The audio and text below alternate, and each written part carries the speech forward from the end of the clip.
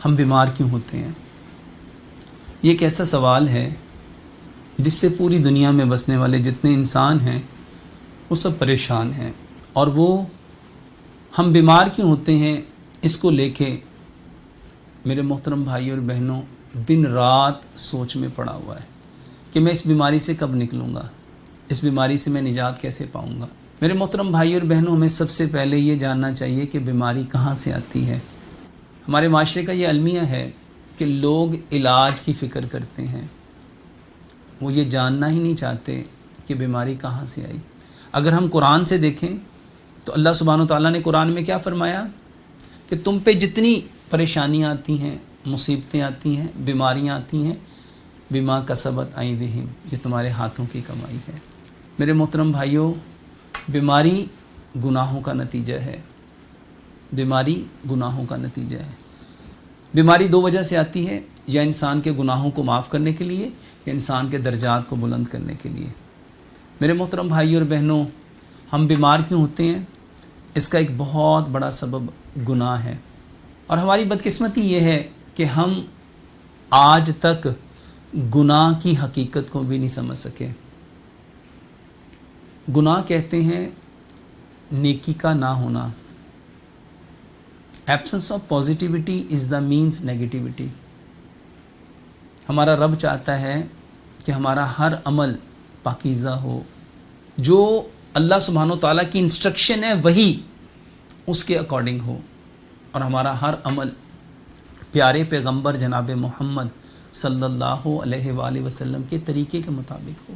جب ہم اپنے خالق اور مالک کے حکم کو چھوڑ دیتے ہیں اور پیارے پیغمبر جناب محمد صلی اللہ علیہ وآلہ وسلم کے طریقے کو فراموش کر کے اپنے من پسند اور اپنے پسندیدہ جو رسم و رواج ہیں اس کو اپنا لیتے ہیں، تو میرے محترم بھائی اور بہنوں، اس وقت ہم بیمار ہو جاتے ہیں، اور بیماری سب سے پہلے یہاں آتی ہے۔ پیارے پیغمبر جناب محمد صلی اللہ علیہ وآلہ وسلم نے فرمایا انما الاعمال بالنیات، اعمال کا دار و مدار نیتوں پہ ہے۔ سب سے پہلے ہماری نیت، ہماری انٹینشن، ہماری سوچ، ہمارا ارادہ، ہمارا قصد، جو ہماری توجہ ہے، ہمارا دھیان ہے، یہ ڈی ٹریپ ہوتا ہے، یہ بھٹکتا ہے۔ میرے محترم بھائی اور بہنوں، شیطان ہمیں وسوسے کیوں دیتا ہے؟ کیونکہ ہمارا گمان، ہمارا یقین، ہمارا توکل وہ اللہ سے ہٹا کے ایسی چیزوں پہ لانا چاہتا ہے، میرے محترم بھائی اور بہنوں، جو ہمیں دونوں جہانوں میں ناکامی کی طرف لے کے جاتی ہیں۔ ہم بیمار کیوں ہوتے ہیں؟ اس کے پیچھے بڑا سبب گناہ ہے، اور گناہ کیا ہے؟ نیکی کا نہ ہونا۔ جب ہم نیکی چھوڑتے ہیں تو میرے محترم بھائی اور بہنوں، نبی صلی اللہ علیہ وسلم نے کیا فرمایا؟ جب انسان ایک گناہ کرتا ہے اس کے دل پہ ایک داغ لگتا ہے، جب دو گناہ کرتا ہے دو داغ لگتے ہیں، جب تین گناہ کرتا ہے تین داغ لگتے ہیں، حتیٰ کہ وہ گناہ کرتا جاتا ہے اور اس کا دل سیاہ ہو جاتا ہے۔ میرے محترم بھائیوں، یہ گناہ کہاں لگتے ہیں؟ یہ دل پہ لگتے ہیں۔ دل کیا ہے میرے محترم بھائی اور بہنوں؟ یہ دل وہی ہے جس کے بارے میں قرآن نے ہمیں بتایا، الا بذکر اللہ تطمئن القلوب، آگاہ ہو جاؤ، تمہارے دلوں کا جو اطمینان ہے، جو تمہارے دلوں کا چین ہے، جو تمہارے دلوں کا قرار ہے، وہ اللہ کی یاد میں ہے۔ میرے محترم بھائیوں، دل کیا ہے؟ دل حقیقت میں یہ جو ہماری ہارٹ بیٹ ہے، یہ جو ہماری پیلپٹیشن ہے، یہ جو دھک دھک ہے، میرے محترم بھائی اور بہنوں، یہ دل کی جو دھڑکن ہے، یہ ایکچول میں روح ہے، یہ دل کی پھڑپھڑاہٹ روح ہے۔